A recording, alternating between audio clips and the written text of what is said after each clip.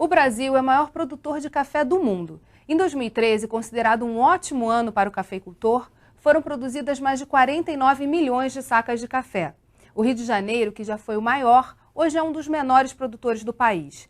Mas, se não dá para ser o maior, vale tentar ser o melhor. O Rio em Foco está no ar.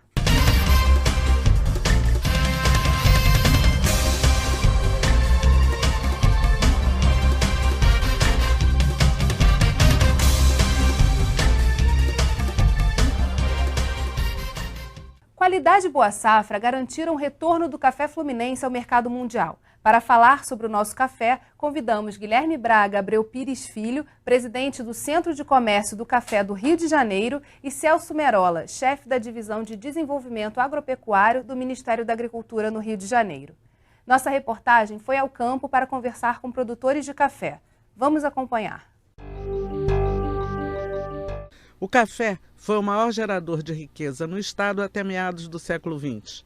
Hoje, na escala da produção nacional, o Rio de Janeiro está em 10º lugar, mas é o segundo maior consumidor. Em Bom Jardim, na região serrana, a família Hertal está na 5ª geração produzindo café. Eles têm a maior lavoura do estado. São 500 hectares de terra com 1.800.000 pés de café, produzindo 15 mil sacas por ano. 70% do café produzido em Bom Jardim vai para exportação. O Rio de Janeiro é muito pequeno em produção de café, né? Representa hoje 0,5% da produção nacional. Então, a pessoa que para poder sobreviver optou pela qualidade. Você pegar um preço melhor para conseguir sobreviver com o café. Você apurar um preço melhor no café na saca, para exportação no caso. No noroeste fluminense, tradicionalmente agrícola, o café foi a primeira atividade econômica de destaque. Para enfrentar a crise mundial que afetou o mercado nos anos 1930, pequenos produtores se reuniram em cooperativa e hoje a região é a que mais produz no estado. São 1.180 produtores com cerca de 4.100 hectares de plantação. E a partir de 1970, teve um recomeço com um plano de renovação e revigoramento de cafezais do IBC. Ele foi até 1990, quando, com os preços ruins do café, caiu a produção novamente. E, a partir de 1999, tentou-se uma retomada, fazendo um diagnóstico da cafeicultura fluminense. Um diagnóstico feito pela FAERJ e SEBRAE, e com apoio do Ministério da Agricultura, do Centro de Comércio de Café do Rio de Janeiro, a Secretaria de Estado, né, da Agricultura, fizemos uma tentativa de novos plantios. Não foi muito bem na questão de quantidade, mas trabalhamos muito na área de melhoria da qualidade do produto. A produção no estado é bem menor, mas é mais dinâmica. No município de Varriçai, por exemplo, a Cooperativa de Produtores de Café do Noroeste, a Coopercanol, tem 2 unidades móveis para beneficiamento. O veículo é equipado com máquina capaz de beneficiar 25 sacas de café por hora. Olha, a produção de café no município de Varriçai é um total aproximadamente de 100 mil sacas de café. E na região toda, em torno de 200 mil, 220 mil sacas de café. Qual é a produção no Brasil de café e a do Rio de Janeiro? Você mencionou 2013, 49 milhões de sacas. Essa é a estimativa da Conab. Deve estar próxima, eu vejo um pouco maior, mas enfim, não é, mas é um dado oficial da Conab. A do Rio tem variado entre 250 e 300 mil sacas. Que é um número pequeno em termos de país, só que está se apostando muito nessa questão da qualidade. O nosso entrevistado falou dessa percepção do campo de que tem que apostar nisso. O que a gente tem de inovação tecnológica para a melhoria da produtividade e da qualidade desse grão? A cafeicultura brasileira, em geral, vem passando por um avanço na tecnologia de produção, na seleção de variedades mais resistentes a doenças, com produtividade. Os próprios tratos culturais passam por transformações importantes e tal. Isso tudo fez com que o Brasil se tornasse o país que tem a melhor produtividade mundial. Para você ter uma ideia, na última safra, a média nacional foi de 26 sacas por hectare, enquanto, por exemplo, a Colômbia, que é o segundo maior produtor de café arábica, e logo abaixo do Brasil, e um produtor importante, com tradição, etc., está com uma produtividade em torno de 13 sacos, quer dizer, a metade da brasileira. E produtividade hoje é sinônimo de competitividade. Então, quer dizer, e isso tudo tem muito a ver com os avanços e as transformações tecnológicas da produção brasileira. E como é o trabalho do Ministério nesse processo, no trabalho junto ao produtor? Então, o Ministério, né, ele tem um papel através da diretoria que cuida disso em Brasília, de tentar monitorar no Brasil esses aspectos, né, tanto fitossanitários quanto de produtividade, de preço, né, do produto, para tentar dar um suporte para o produtor, né, para que o produtor não fique desamparado nessa competição, né, quer dizer, o café é uma commodity, né, que sofre influências, o preço é extremamente complicado, né. E no Rio de Janeiro a gente tem a maior parte de pequenos produtores, isso. Produção familiar. Né? Então, e o Rio tem essa característica, né? O Rio outrora foi um grande produtor, foi o maior produtor de café do mundo, né? Mas hoje a gente vai se arrastando com uma produção pequena, né? E com esses aspectos todos, né, tecnológicos, né, que precisam ser implementados. É óbvio que isso aí, para chegar no produtor, é um pouco complicado, porque você tem que ter um serviço de extensão rural, né, o produtor tem que ter acesso a essa tecnologia que a gente tem, o Guilherme colocou muito bem, a gente tem essa tecnologia, mas existe uma dificuldade para essa tecnologia chegar no produtor. Né? Então isso precisa, com certeza, de um apoio do governo em si. Né? O governo precisa entrar nessa história, até porque, como ele colocou também muito bem, a base da cafeicultura do Rio de Janeiro é familiar, né? De pequenos produtores que tem muito pouco cacife, né, para ir Mas o que buscar a essa gente tecnologia. faz, o que a gente produz no Rio de Janeiro, parte disso é exportado? Não muito, eu diria que em termos nacionais, 65% daquilo que se produz é exportado. Nós exportamos em média aí 33, 34 milhões de sacas e cerca de 35%, ou seja, 19, 20 milhões de sacas, é o consumo nacional interno. É o segundo do mundo, vem logo abaixo dos Estados Unidos. Se sai do Rio ou não sai do Rio, é ocasional, você nunca vai saber com precisão. Agora, o que ocorre é que o café que se destina à exportação, o mercado interno, ele não flui do produtor para a indústria, por exemplo, ou para o porto. Há um agente de mercado, que é o comércio exportador, que adquire de produtores, de cooperativas, faz um processo de preparação, seleção qualitativa do café, forma padrões diferentes, porque externamente também, cada mercado tem a sua característica. Tem, por exemplo, a Grécia adora um café que para nós aqui é o cúmulo do horrível, que é um tal de Rio Zona, é um café produzido numa região da Zona da Mata do Espírito Santo, que tem um gosto de iodoforma brutal, mas é o que eles gostam. Né? Agora, como é feito? O senhor falou um pouquinho desse processo de exportação do café. Essa logística, o Porto do Rio atende também a ela ou não?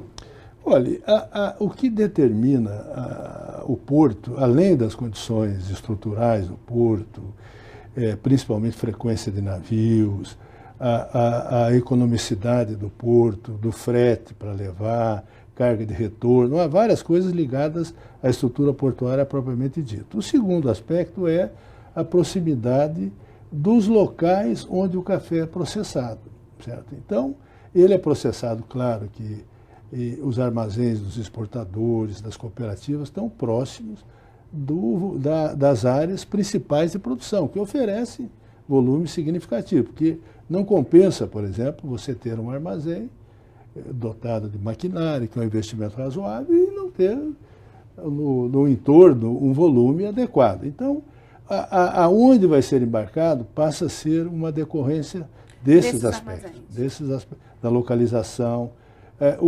Para completar, o Porto Rio tem uma vantagem, e o centro aqui do Rio fez um trabalho muito grande nesse sentido, que é a condição de você ter custos mais competitivos do que os demais portos. O Rio de Janeiro é em torno de 20% a 25% mais econômico. Por outro lado, a gente também, com o apoio do Ministério da Agricultura, o pessoal aí do Merola, a parte de inspeção sanitária, ela tem uma atenção, sabe? O pessoal está tendo um comprometimento com as coisas irem bem aqui no Rio. Isso ajuda muito, né, no processo. Sem dúvida, a gente vai sem fazer um dúvida. rápido intervalo e voltamos já. Rio em Foco aqui, política e economia caminham juntas.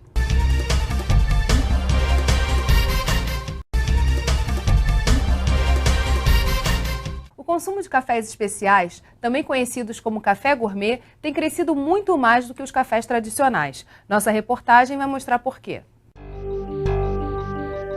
É muito importante não só ter todo o cuidado com a lavoura do café, mas também ter todo o cuidado na parte de classificação da qualidade daquele café que foi colhido, né? A classificação do café, além da classificação como tal tipo, pode ser quanto à bebida, né? O Sérgio, como classificador, ele coloca as amostras de café para serem degustadas e avaliadas sensorialmente quanto à qualidade da bebida. Sérgio Beyer, ele é classificador, degustador de café, instrutor, reconhecido pelo Ministério da Agricultura e também barista. Na degustação ele vai sentir o corpo, a astringência, o sabor predominante da bebida, algum sabor residual, para poder definir qual é a qualidade daquela bebida. O industrial de café, quando ele quer manter um padrão de qualidade, ele vai pegar os cafés de diversas características e montar o blend do café. O que é blend? É a composição de cafés com características diferentes. Ou seja, se eu vou montar uma marca de café, eu vou pegar cafés com características e tipos ou regiões diferentes, ou até mesmo espécies de café, e montar a minha receita do bolo, meu blend. Cada marca de café possui o seu blend característico. São várias as formas de preparar o café.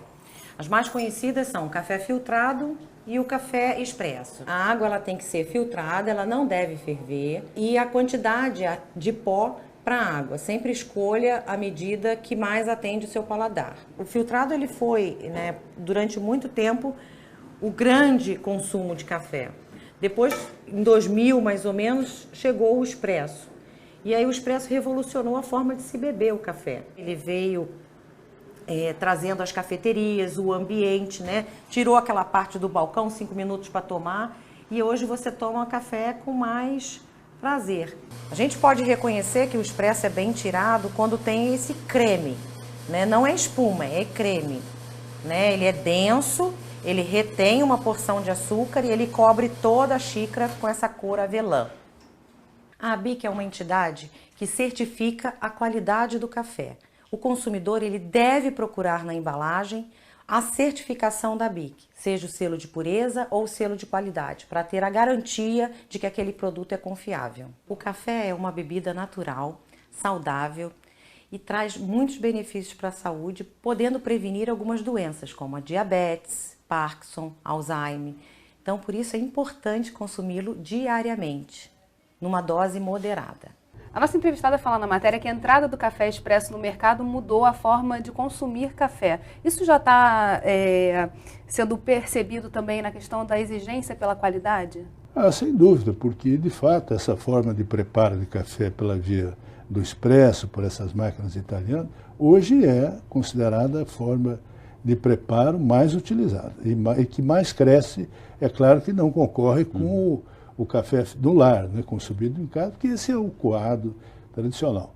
Agora, o expresso tem uma característica importante. Ele tanto ressalta, evidencia a bebida, a qualidade do café, quanto ele desmerece se a matéria-prima não for boa. Então, quer dizer, o expresso, o pó do café, o grau de torragem, a própria moagem, isso é até fundamental. Certo? Quer dizer, botou uma massa ruinzinha lá, um pó ruim, vai dar um expresso ruim. Agora, para o consumidor, né? Que consumidor é esse que busca esse café de boa qualidade? Esse mercado está se ampliando com o tempo? Já se percebe isso?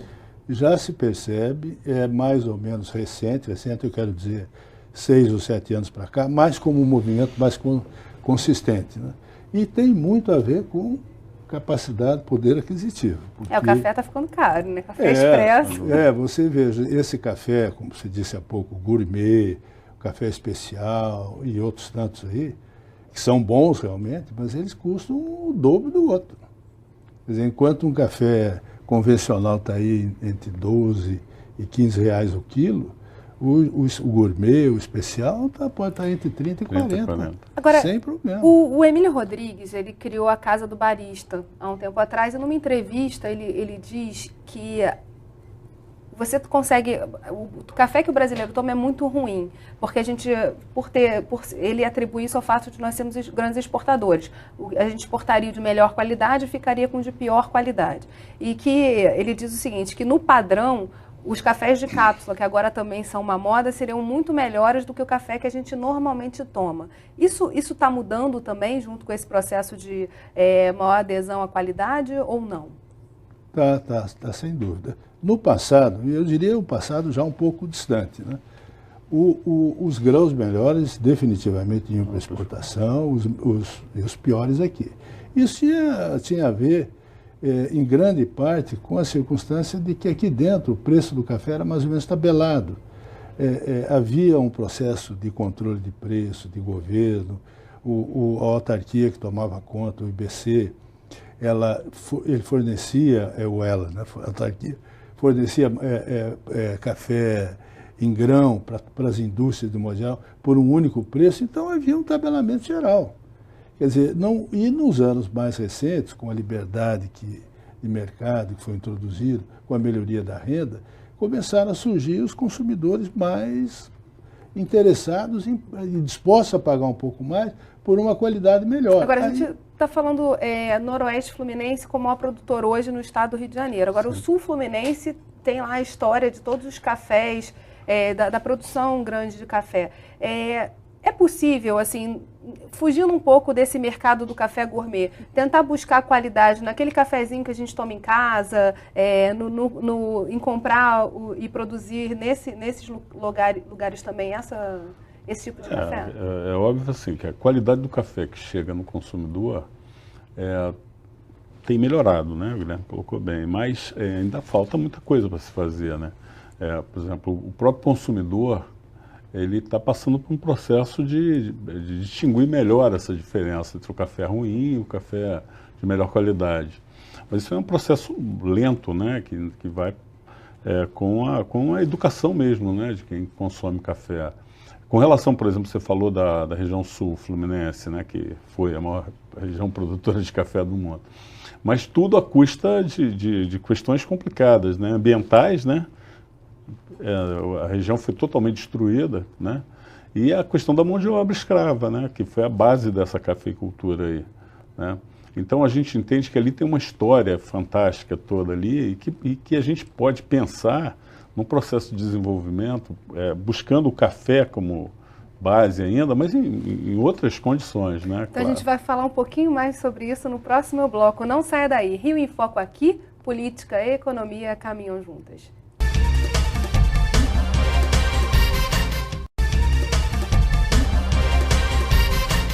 O Vale do Paraíba, que já foi o maior produtor de café do mundo, hoje é o menor do estado.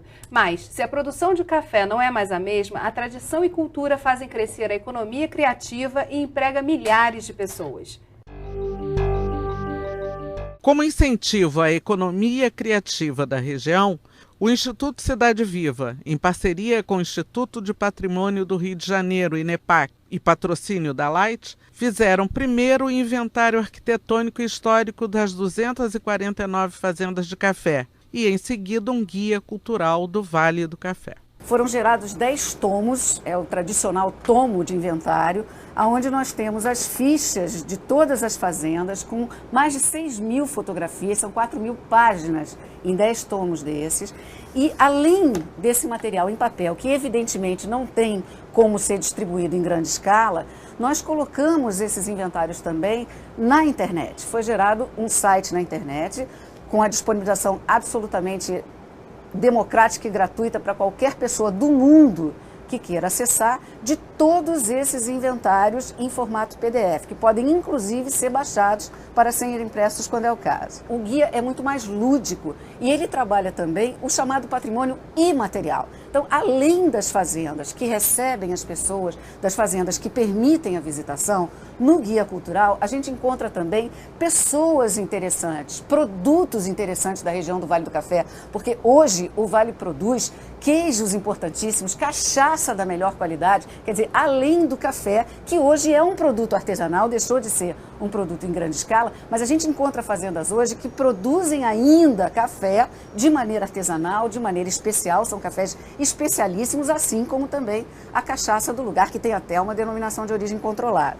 Então, o Guia do Vale do Café, ele vem em papel, com distribuição gratuita, ele está na internet no site www.guiaculturalvaledocafé.com.br e está também nos aplicativos, podendo ser baixado com o nome Guia Cultural Vale do Café ou Cultural Guide, porque ele também está em inglês nas plataformas eletrônicas, ele também está disponível em inglês com todas as atrações descritas para quem quiser consultar em outra língua. Também foi criado o Parque Arqueológico e Ambiental São João Marcos. O Parque Arqueológico e Ambiental de São João Marcos se encontra no local onde outrora existiu a cidade de São João Marcos, né, que fazia parte da freguesia de São João Marcos. Foi uma área muito importante no século XIX por conta da pujança econômica impulsionada pela produção do café. Em 1939, São João Marcos é tombada pela importância do seu patrimônio edificado, né? Em 1940, é destombada pelo presidente Getúlio Vargas para que fosse ampliada a represa de Ribeirão das Lajes. Isso decretou o fim da cidade, né? A cidade foi, em parte, alagada, mas parte do centro urbano, né, de São João Marcos sobreviveu. Foi criado, então, esse parque arqueológico e ambiental que funciona como um memorial a céu aberto, né, onde são implementadas várias atividades que visam salvaguardar a parte importante da memória da história do país. E o parque, inclusive, passou por uma série de investimentos agora com recursos do BNDES para requalificar esse circuito de visitação. De que forma recuperar essa história das fazendas pode também gerar mercado para o café de boa qualidade, para o café que está se buscando produzir no Rio de Janeiro? A gente tem acompanhado, de certa forma, né, um trabalho para tentar fazer esse link, né? Aquilo ali é a história viva, né, do país. Eu acho um absurdo, quer dizer, o Estado não olhar com o carinho necessário para essa região, né? Então, a gente entende que é fundamental que a gente volte a produzir um pouco de café. Quer dizer, tem fazendas ali que não tem mais nenhum pé de café, né? Tem municípios que é raro você ver um pé de café, né? Um município que já foi um grande produtor. Já foi um grande produtor, né? Então, a gente tem tentado um trabalho junto com as prefeituras, junto com o SEBRAE, com as universidades, né, com diversos órgãos, que são muitos, né, que existem naquela região, inclusive tentando criar alguns links, né? A gente pensou, por exemplo, em desenvolver jardins de café, né? Quer dizer, cada cidade daquela teria um jardim de café, com algumas variedades de café, né? Com um totem, com a explicação histórica sobre o que aquilo ali representa para a região, o que foi, né? Para que o visitante possa chegar e ver alguns pés de café. Outra coisa é voltar a produzir café na região, né? Então, é óbvio que a região tem problemas ambientais seríssimos, né? Tem a questão da mão de obra, erodido, né? Muito, né? Porque aquilo ali foi feito da forma mais impactante possível, né? Quer dizer, os caras se queimava a mata, se plantava café sem os controles de erosão. Então, uma lavoura de café durava 10 anos, 12 anos e acabava, não conseguia produzir mais. Então, você queimava outra área, plantava de novo e isso ia, né? E quem passa pelo Vale do Café pode ver perfeitamente o resultado disso, né? Então, se a gente consegue nessas fazendas antigas, né? Ter algumas áreas de café. A gente pensa, por exemplo, 1 hectare, né, de café, bem cuidado, né? Ele pode servir tanto para o visitante, quanto para... E depois, né, quando você tiver um volume, algumas dessas fazendas produzindo café, você pode, de repente, tentar desenvolver algumas áreas de preparo desse café de qualidade. Sabe, né? Alguma coisa que eu já percebi, por exemplo, a gente tem um histórico de tentativas de recuperação desse circuito das fazendas do café. Só que a gente ainda não consegue fazer o salto para sair da sazonalidade, de um festival que leva as pessoas até lá e depois, durante o ano, aquilo ter uma sustentabilidade, você ter, de fato, um pacote acontecendo para quem se interessar por isso. E isso, acho que decorre muito da cultura do próprio local, que não reconhece aquilo como parte integrante da sua economia. Então, eu acho que tem um trabalho aí a ser feito também cultural, de mostrar que a recuperação dessa história pode, de fato, gerar empregos, gerar uma economia em torno dela. E aí tem um trabalho com o produtor, quer dizer, dele também saber contar a sua história do seu café, de que terroir, de que chão vem aquele café, quais são essas importâncias. Então, eu acho que é um trabalho de um pouquinho mais de tempo, né? Ele tocou num ponto interessante, essa ideia do jardim, entre aspas, né? Não é bem um jardim, mas 1 hectare de café cabe hoje 5, 6 mil mudas, então não é tão pouco assim. Mas o Vale Paraíba Fluminense, do Paraíba Fluminense, ele foi recuperado nas suas mansões, seus palacetes e tal, de uma maneira incrível, né? Quer dizer, conteúdo artístico muito forte, são coisas belíssimas. Mas eles retratam e são mostrados ao visitante em termos de passado, da nossa prosperidade, como a riqueza que o café gerou, mas o café não está ao lado. Certo? Então, isso é uma contradição. Então, não dá. Quer dizer, você perde capacidade de tornar essa área alguma coisa mais rica em termos de opções de turismo, essa coisa toda, porque a origem daqui não está mais lá. Mas tem, nesse vale, esse guia retrata também essa diversidade, quer dizer, não tem só café. Nessas fazendas elas produziam cachaças, algumas produziam queijos, e isso também está voltando a ser valorizado, a fazer parte desse circuito. Talvez se a gente juntar esses elementos e fazer uma cesta, né, de alimentos e incluindo o café como o grande momento de encontro, né? Talvez seja o caminho. Se você tentar desenvolver um projeto de turismo rural, né, em que você inclua essas pequenas agroindústrias, né, de queijos, de doces, compotas, conservas, e, ao mesmo tempo, tentar desenvolver alguma coisa com a base que desenvolveu a região, que foi o café. Né? Então, se você tem pequenas áreas, você pode preparar esse café e vender para o visitante, né? Algumas cafeterias de qualidade, né? Buscar essa sofisticação, né? Na apresentação do produto. Hoje você vê também até a busca de cafeterias fazendo sua própria cápsula para se comunicar também com essa moda dos cafés em casa. Então, isso é um caminho aí para a gente observar, né? E agregar tecnologia, botar mais valor no que é produzido também no campo, isso é muito importante. Bem, infelizmente, nosso programa chegou ao fim. Obrigada, doutor Guilherme, obrigada, Celso, obrigada a você que ficou com a gente até agora. O Rio em Foco quer saber a sua opinião. Por isso, escreve para a gente. Tem algum assunto que você queira ver discutido aqui? Envie sua sugestão para o e-mail forumdesenvolvimentorj@lerj.rj.gov.br. E se você gostou desse programa, pode assisti-lo novamente no site www.rioemfoco.rj.gov.br ou pelo www.tvalerj.tv. TV Alerj, o canal do povo fluminense. Até a próxima.